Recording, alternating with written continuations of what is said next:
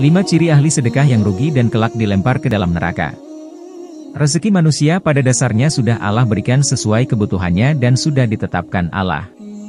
Ada yang cukup, ada yang kurang dan ada yang Allah lebihkan. Semua itu semata-mata hanyalah ujian keimanan. Namun, tak jarang bagi yang diberikan rezeki lebih terkadang justru malah merasa sombong dan lupa bahwa semua yang didapatnya hanyalah sebuah titipan dari Allah. Sehingga orang-orang yang lupa tersebut menjadi lalai akan hak dan kewajibannya untuk bersedekah. Padahal Allah sudah banyak berfirman dalam ayat-ayatnya untuk selalu bersedekah sebagai rasa syukur atas apa yang diberikan Allah kepadanya. Akan tetapi ada yang harus diketahui meskipun banyak orang yang sudah bersedekah tetapi tidak mendapatkan pahala dari sedekah itu karena kesalahan dan ketidaktahuan tentang fadilah dari bersedekah. Lalu, apa saja kesalahan yang sering dilakukan dalam bersedekah namun jarang banyak orang yang tahu? Apabila niat bersedekah hanya untuk mencari pujian orang lain, maka insya Allah kita tidak akan mendapatkan pahala dari sedekah itu. 2. Menunda sedekah. Nikmat sehat dan kelapangan rezeki merupakan salah satu nikmat yang seringkali kita lalaikan. Dari nikmat sehat inilah, kita bisa mencari rezeki yang sudah disediakan oleh Allah. Dan apabila sudah mendapatkan rezeki, terkadang kita menunda atau bahkan lalai untuk berbuat baik, salah satunya adalah untuk bersedekah.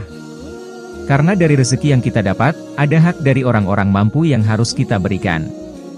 Jika menunda untuk melakukannya, maka insya Allah Allah Subhanahu wa Ta'ala juga menunda rezeki yang akan datang kepada kita. 3. Tidak sedekah dari orang terdekat terlebih dahulu. Dalam Quran Surah Al-Baqarah ayat 215, Allah Subhanahu wa Ta'ala sudah berfirman, mereka bertanya tentang apa yang mereka nafkahkan. Jawablah apa saja harta yang kamu nafkahkan, hendaklah diberikan kepada ibu bapak, kaum kerabat, anak-anak yatim, orang-orang miskin dan orang-orang yang sedang dalam perjalanan. Dan apa saja kebaikan yang kamu buat maka sesungguhnya Allah Maha mengetahuinya. Maka ayat tersebut menjelaskan bahwa tidak perlu jauh-jauh dan bingung mencari siapa yang berhak untuk kita berikan sedekah karena sedekah yang paling utama adalah kepada orang-orang terdekat daripada orang-orang yang jauh lokasi dan kekerabatannya. 4. Perhitungan dalam sedekah. Saat kita bersedekah, hendaknya tidak perlu dihitung-hitung sampai meresahkan hati.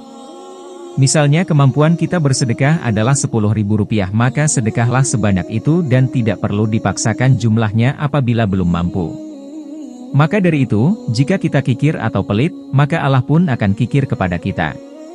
5. Mengungkit sedekah. Salah satu kebiasaan buruk orang yang bersedekah adalah mengungkit kembali kebaikan bersedekahnya. Orang tersebut merasa berjasa atas pemberian yang dilakukannya kepada orang lain. Dan jika suatu hari terjadi konflik dengan orang yang pernah diberikan sedekah, maka pemberi sedekah akan mulai mengungkit-ungkit kebaikannya. Seolah-olah jika tidak karena bantuannya, maka orang yang diberikan sedekah tersebut tidak bisa apa-apa.